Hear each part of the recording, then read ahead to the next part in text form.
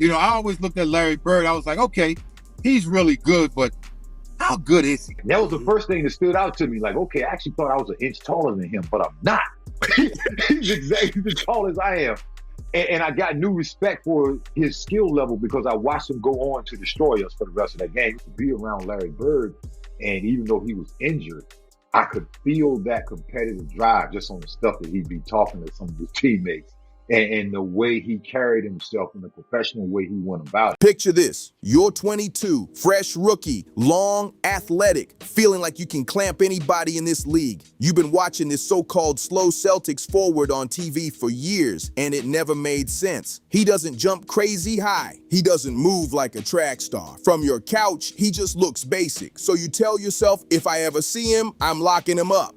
Coming into the league, I always looked at Larry Bird. I was like, okay, he's really good, but how good is he, right? This is young me, right? This is 19, 20-year-old me, right? I'm questioning just how good Larry Bird really is because I just, at that time, I'm like, doesn't jump real high, doesn't run real fast. Like, okay, I know he can shoot a little bit, but like, well, why is everybody having such a hard time guarding this guy? Like, I don't get it. I could guard him.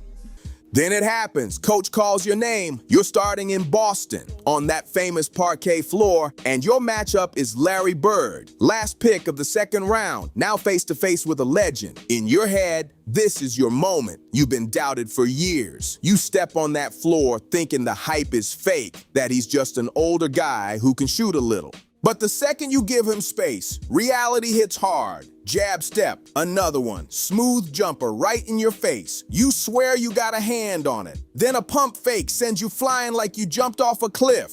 And one. Crowd loud. He just turns and walks back calm like it's nothing. Meanwhile, everything you believe starts cracking. That's where Tony Massenburg learned his lesson the hard way. Not just in the points Bird scored, but in that split second when a young player realized he messed up big time. Massenburg really thought Bird was easy work. Young, bouncing with confidence, rocking that San Antonio Spurs jersey, watching Bird for years and thinking, what's the big deal? In Tony's mind, Bird didn't look scary, didn't jump high, didn't sprint past anyone, just looked slow. Sure, he could shoot, but Tony kept thinking, why can't anybody guard this guy? I don't get it. And deep down, he told himself, I could guard him. He ain't that good. He's too slow. I can guard him. So fast forward about 2 years. I'm 22 years old. I'm a rookie for the San Antonio Spurs. And so we play the Boston Celtics, and it just so happens we got some injuries on the front line. And guess who's in the starting lineup playing against the Boston? Guess who has to guard Larry Bird at the four position, playing alongside David Robinson, right? So I'm like, yes, see what's up with this guy, right? The wild part, Tony had never even seen Larry Bird live. Everything he believed came from TV clips and couch talk. On screen, Bird just looked skilled but regular. No crazy hops like Dominique Wilkins. No explosive lift like young Michael Jordan. Just a dude who could shoot, and that made it easy to doubt him. Tony carried that same mindset straight into the league. 2 years later, now 22, rookie with the San Antonio Spurs, last pick of the second round, 6'9", 230 out of Maryland, rocking number 45, just trying to survive in the NBA and earn his minutes. The Spurs head to Boston, injuries stacking up in the front court. Before tip-off, head coach Larry Brown pulls Tony aside. Hey kid, you're starting tonight. I need you to guard Larry. Just like that, starting at the 4 next to David Robinson in Boston Garden on that parquet floor. And his assignment, the same man he's been calling slow and overrated in his head for years. Tony walks out thinking, all right, let's see what's really good. I'm about to lock this dude up. He's young, springy, confident. In his mind, he's repeating, I'm gonna be all over you tonight. So this is what I'm thinking. So I go out there. So Larry gets me ISO'd on the wing. He just kind of looks at me, right? So I'm looking at it like, yeah, you're not getting that off tonight. So he gives me the simple, Travis. He gives me the simple 1, 2 jab step, right? Now I don't go for it because I know he's gonna shoot the J, and I'm gonna block it in my mind, right? I got my feet set. I'm gonna block it. I'm gonna throw this in the stands, right? He's gonna know who I am tonight. So he gives me the 1, the two, and I was like to myself, all right, here it comes. He raises up, he shoots it. I jump to the moon, swing with everything I got. Nothing. Oh. Right? Tap his hand like that, right? So when I come down, I turn back and I look real quick. All I see is the ball going through. Boom! 3, right? Early in the game, he gets the matchup he wanted. Bird isolated on the wing in Boston. Larry pulls him out, calm as ever. Tony stares back like, yeah, not tonight. Then Bird hits him with the simplest setup possible. One jab, then another. Tony stays disciplined. He's proud of that. He knows the jumper is coming. He's loaded up, ready to block it into the stands. This is his moment, or so he thinks.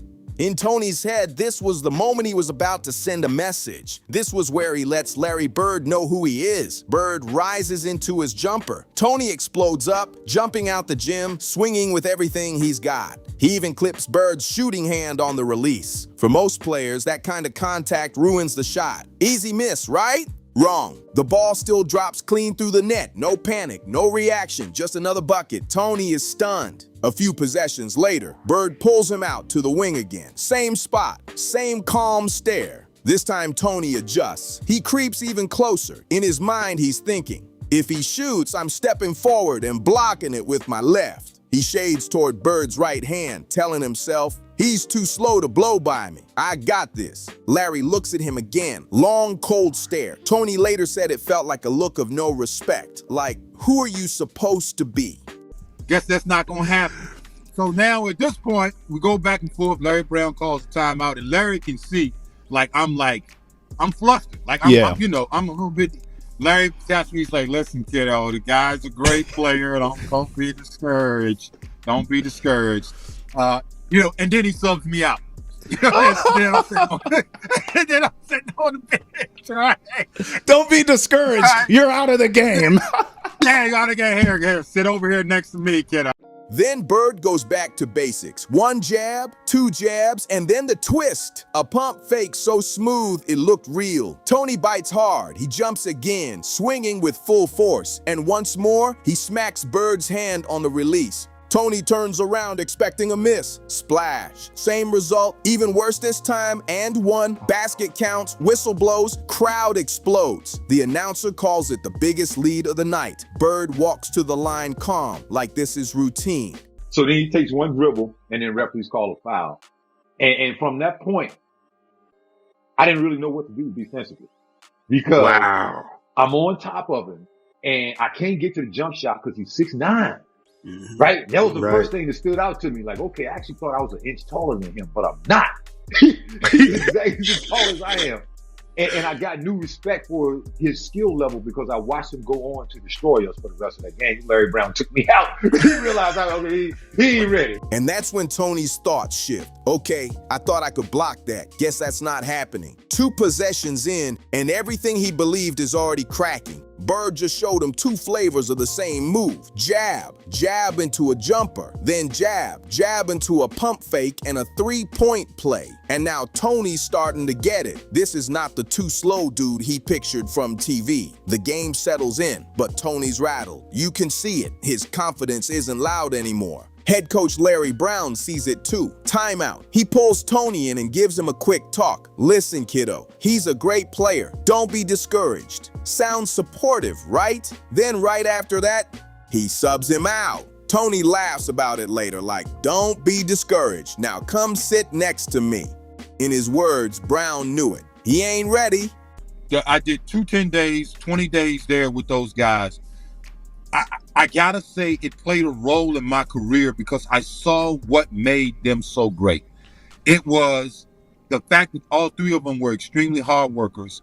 They never cheated the game in the way of committing to areas of the game that a lot of people think aren't important.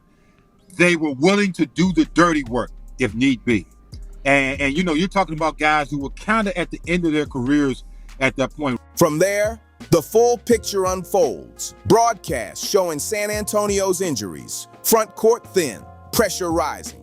Meanwhile, Larry Bird starts heating up. Corner jumpers, mid-range pull-ups. Pump fake into a slick pass to Robert Parrish. polish. Pick and roll action Boston had mastered for years. Smooth, surgical. The commentators break it down. When you guard Bird, you have to live in his hip pocket, chase him over screens, stay glued. Because if you give him space, he reads everything and makes you pay.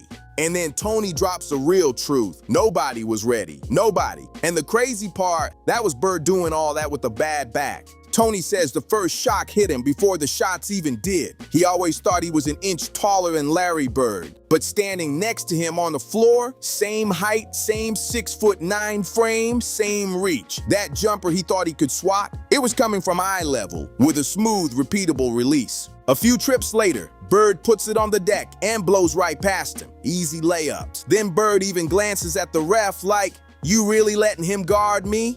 That stung. Tony realized something deeper too.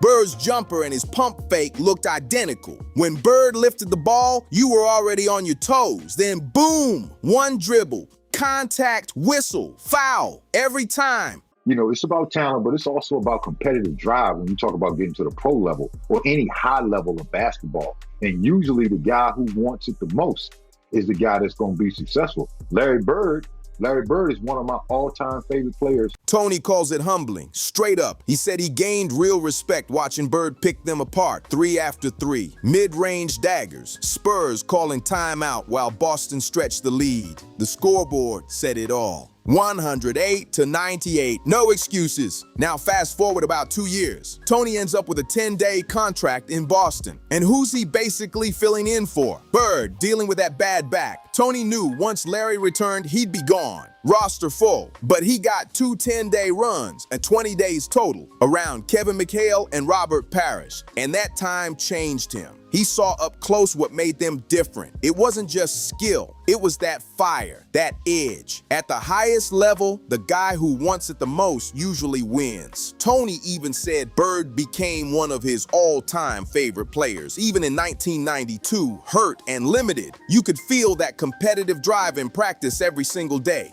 And then there was the trash talk. Tony laughed about it. You want to talk about trash, man, it was unbelievable. Bird didn't just beat you with moves, he got in your head too. That's where the Halloween joke comes in. Tony said his kids would tell him, "Hey dad, let's go trick-or-treating. We'll go by Parrish's house, Bird's house, McHale's house."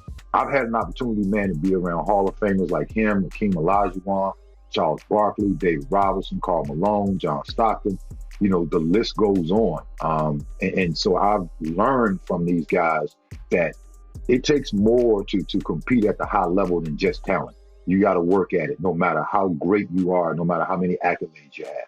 And Tony would laugh and say, "I'm not taking you by Larry's house, man. No chance." He didn't want to hear that trash talk even on Halloween. In his mind, even if Bird was handing out candy, he'd still be talking and backing it up. Tony also says over time, people stop bringing up Larry Bird like they used to, and he thinks that's wrong, a straight disservice. Bird worked harder than most. He was more skilled than people gave him credit for. That's what made him great. Not hype, not flash, just work and skill. Then Tony zooms out. He's been around legends. Hakeem Olajuwon, Patrick Ewing, Charles Barkley, David Robinson, Karl Malone, John Stockton, and more. And from all of them, he learned one thing. Talent alone isn't enough. At that level, you have to grind every day, no matter how many awards you've got. And about Bird, he ends it perfectly. Now, it doesn't hurt that he can shoot that thing too.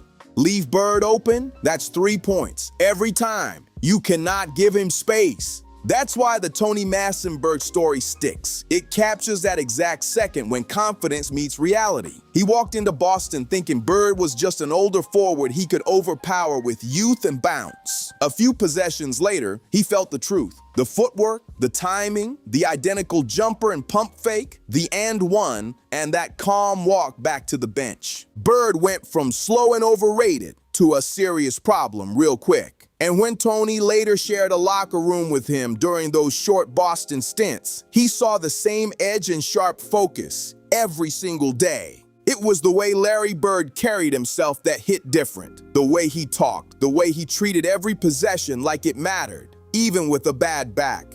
The trash talk wasn't just noise. It was backed by work, film study, In real basketball IQ, most players never touch that level. That's why this story sticks. It's not just about a rookie getting cooked, it's about realizing the gap between how greatness looks from the outside and how it feels when you're the one trying to stop it.